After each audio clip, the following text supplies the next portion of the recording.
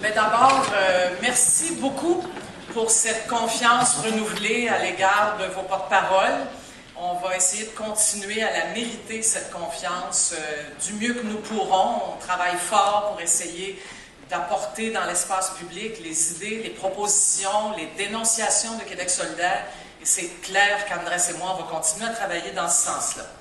Écoutez, à ce stade-ci de notre congrès, qui n'est pas tout à fait terminé, je veux vous dire, et je sais que c'est l'idée d'Andrés aussi, à quel point je suis fière de ce parti.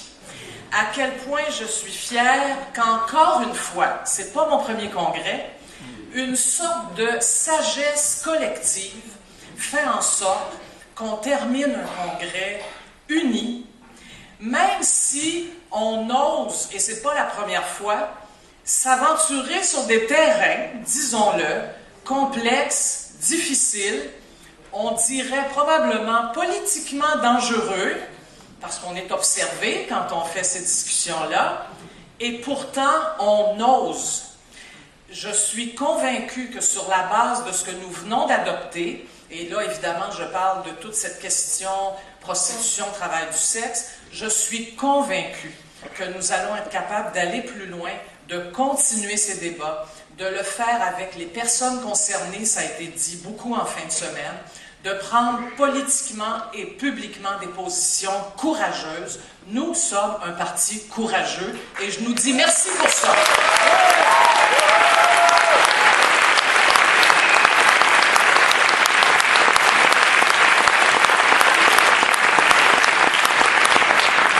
Ce qui m'amène à dire, et ce congrès-ci en est aussi la preuve, je voudrais que tout le monde sache que Québec solidaire, c'est le parti de tout le monde.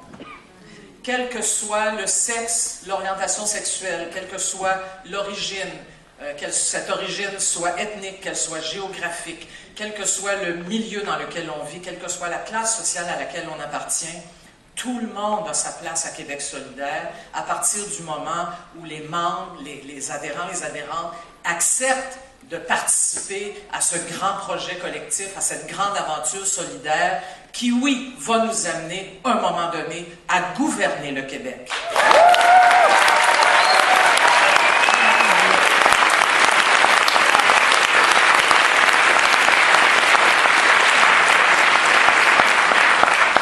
Ce congrès et celui-ci est particulièrement inspirant, non seulement à cause de sa vitalité démocratique, mais aussi parce qu'on a eu de la grande visite. Et je ne sais pas pour vous, mais moi vraiment, j'étais très contente qu'on réussisse enfin à pouvoir accueillir convenablement des personnes venant de partis politiques, de mouvements politiques à l'échelle internationale, parce que ce que ça nous a rappelé, et disons par les temps qui courent, ça fait du bien, c'est que nous ne sommes pas seuls.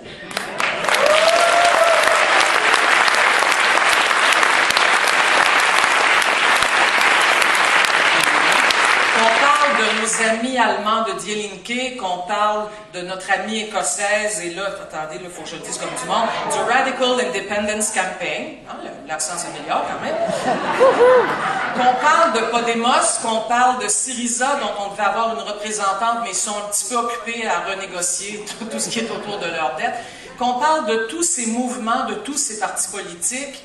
Ce sont nos frères, ce sont nos sœurs, et ça vient vraiment nous dire que oui, tout est possible à Québec solidaire, au Québec.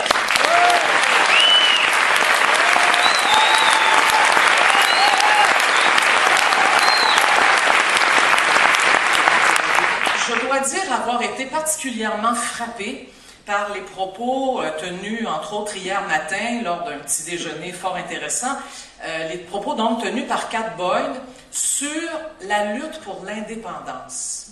Au fond, Mme Boyd, qu'est-ce qu'elle nous a dit? Elle nous a dit que le taux d'adhésion au projet d'indépendance en Écosse a augmenté considérablement à partir du moment où le projet d'indépendance, le projet de pays, a été un projet porteur de sens.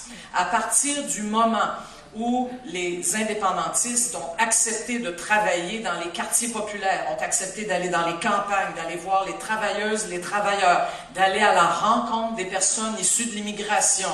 Et c'est là où, elle me disait après, les gens qui avaient le plus besoin de l'indépendance dans le fond. Pas seulement pour avoir un drapeau, pas seulement pour avoir un gouvernement, mais pour avoir tous les outils nécessaires à l'émancipation, à la liberté, à la justice sociale. C'est à partir du moment où c'est ce projet qui leur a été présenté, un projet avec un sens, que petit à petit, le taux d'adhésion a augmenté considérablement. Est-ce que ça ne devrait pas nous inspirer pour le Québec?